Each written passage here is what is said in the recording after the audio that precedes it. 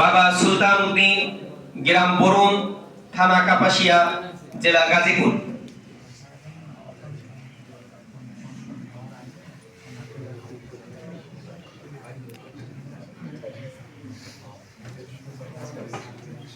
দশ নম্বরে দস্তারে ফজিলত গ্রহণ করবেন সামিম ফুয়াদ আল খতিব, পিতা আব্দুল লতিফ, গ্রাম কাশীনাথপুর, থানা দোভাওড়া, জেলা ময়মনসিংহ।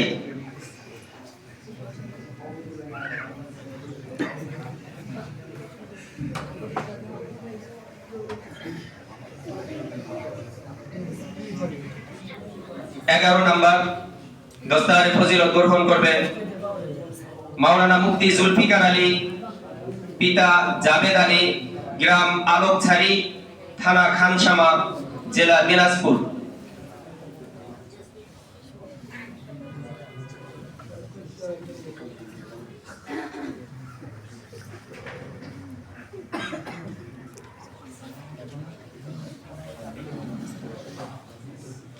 12 নম্বর সর্বশেষ দস্তারে ফজিলত গ্রহণ করবেন মাওলানা মুফতি আবু হানিফ, পিতা ইসহাক মিয়াজি, গ্রাম বড় দুর্গাপুর, থানা মতলব, জেলা চাঁদপুর।